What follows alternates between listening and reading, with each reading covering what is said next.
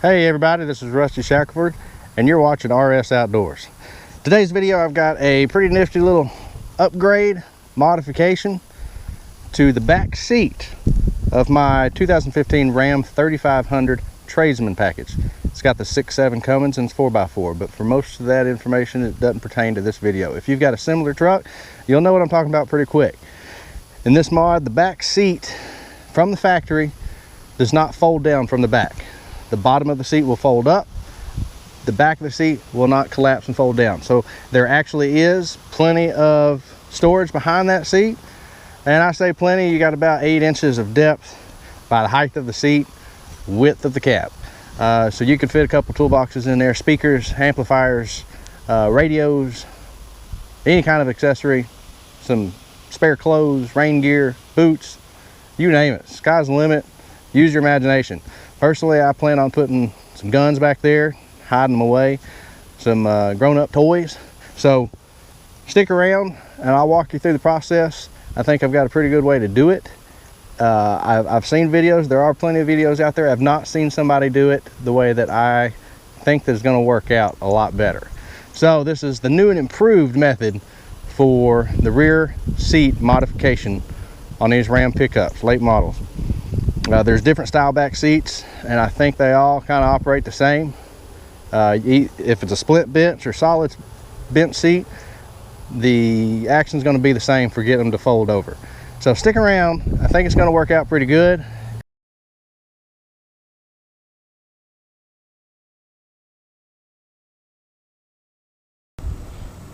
All right, got a 2015 Ram 3500 with the Cummins turbo diesel dually. None of that matters because what we're doing is a seat mod for the back seat. If you've got a Tradesman package, and I'm not sure what other models have this, but what we're going to try to do is, if you have this model, you know that the seat will fold up, lock back, but the back seat does not fold forward. And there are mods on YouTube about how to lift this seat up 3/4 of an inch using lifting the seat, putting spacers of different kinds underneath these brackets. And in some of those videos you can see that it's hard to get this bolt started back out through 3/4 of an inch spacer. So I don't like that at all. You're messing with fire, in my opinion. I usually have 2 car seats back here. I've got a family of 4. I'm not going to do anything to alter the safety and security and stability of these back seats. The seat belts are not affected by the mod, but I think I've got a better way of doing it. So we're going to take these seats out and see if what I'm thinking will work. So stay tuned, we'll be right back. I'm going to start by taking these 18mm bolts for the seat bottom. And they do have Loctite on them, so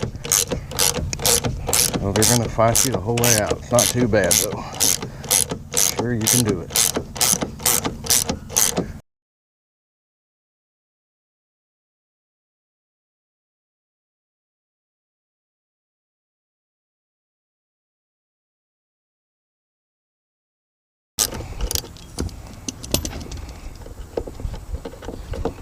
Front one's out. That's it. Those 2 are done. We'll move to the other side. All right, we're on the driver's side now. I'm going to take out the same 2 bolts.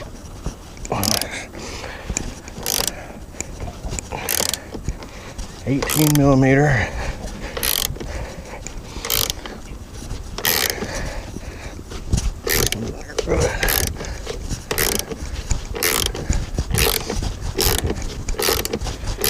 I think it might own stock in Loctite.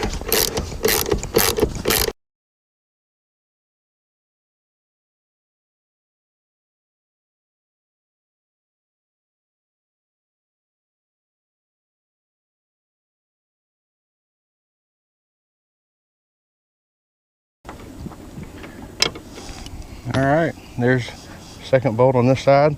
We've got all 4 bolts out. Now I'm going to move you over here so we can see what's behind this back seat.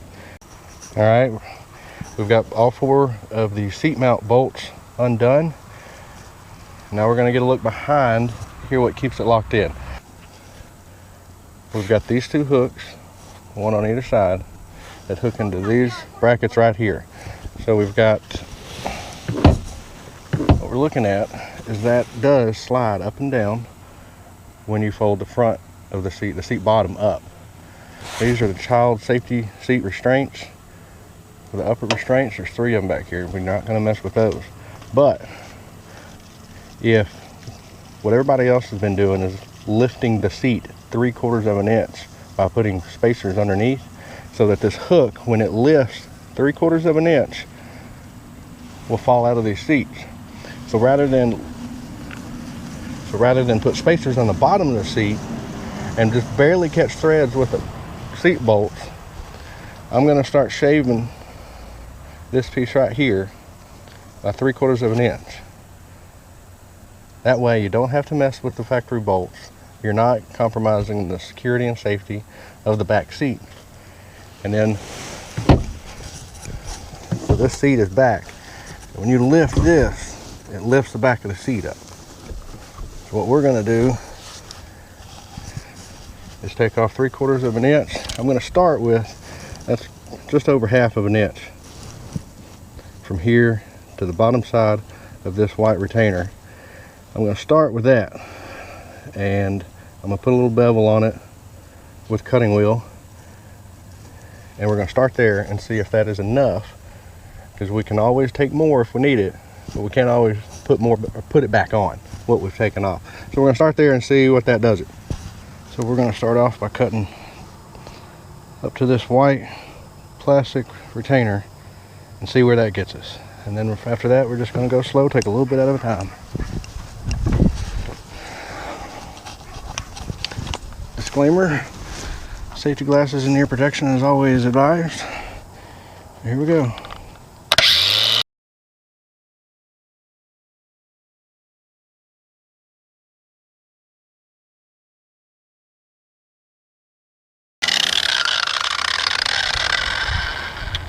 So that's our starting point. Could probably shave a little bit off, but let's start there and see where that gets us. All right, now we're going to do the other side.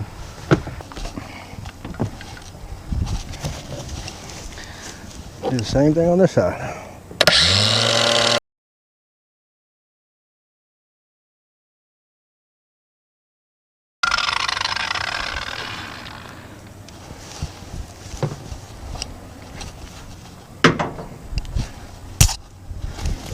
Alright, so what I've done is I've cut the end off of here. We're going to see where that gets us. Probably gonna have to trim some more, but that's okay. I'll start small and take baby steps. All right, I'm gonna put this seat back in its place and see where that gets me. I'm gonna use Loctite on these bolts, medium strength. Let's start back here.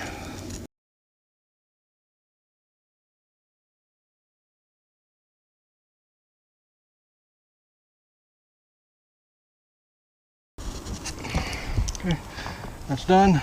Going to the other side.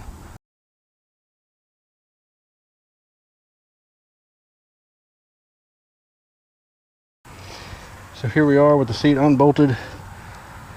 I'm at the passenger side, and once I got the bolts snugged up and remounted, when I had it sitting there without the bolts in it, I tested it and it worked great. But as soon as I put the bolts back in it and snugged them up, it dropped it just enough where it was no longer unlocking. So I need to shave just a little bit off, and then I'll remount it and try it again. So this, you can see there, I got to the very bottom edge of this white retainer. So if you have this same style hook, it looks like we're going to have to go just inside of the bottom edge corner of this white retainer. So I'm going to bevel it just a little bit so it catches and glides into this slot. And this plastic is important. That's what keeps it tight, a snug fit, and keeps it from rattling. And it's not metal on metal. These brackets are metal posts. So this plastic, I don't think it's synthetic or anything. Anyways, this piece right here is what keeps it from rattling. Helps it slide in and keeps it a snug fit. So that's important. Try not to break that off, as I did on the other side. And we're going to shave just a little bit off, remount it, and see what we've got.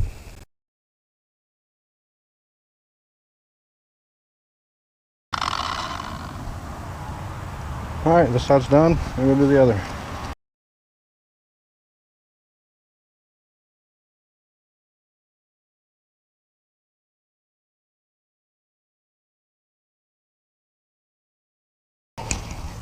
Okay, there we go. I've got it stripped back just a little bit more. See, I took the corner off of this plastic piece. So if you've got a similar design, it looks like that's where it's going to be. Pay attention to that. There's a square white plastic retainer. It just kind of keeps it in place on this steel hook. So just shave that off until you get just inside of that white plastic corner. All right, I'm going to re-bolt it, bolt it back up, and see where we're at.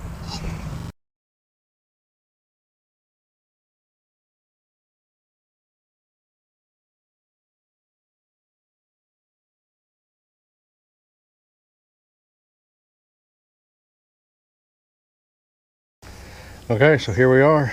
Job's done. It was a success. I'll set you here.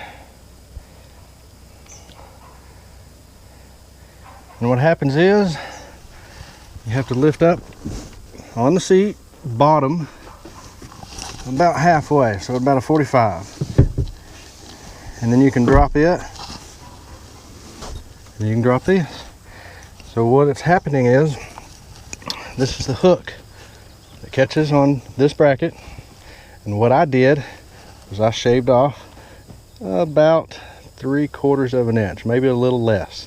And if you've got the same bracket, you're going to have this white retainer, and you're going to cut just inside the bottom of the corner. So I shaved it down. It took 2 tries. I remounted it.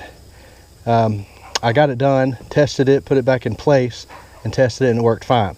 Then when I put the bolts in, snugged it down, it dropped enough where it was still catching the hook and it wouldn't release. So I pulled it back out and shaved off just a little bit more. So I'm guessing about 3/4 of an inch. I'll show you the before and after here.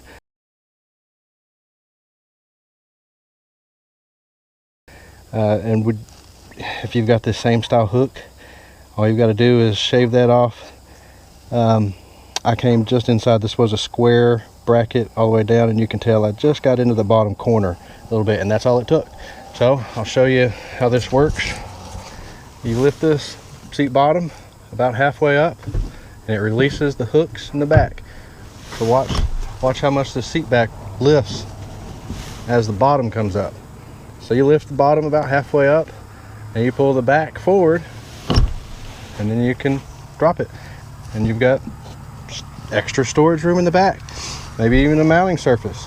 I've seen people use toggle bolts on some back here. Well, now we can get to this back wall, and there are holes back here. I've seen them in some videos.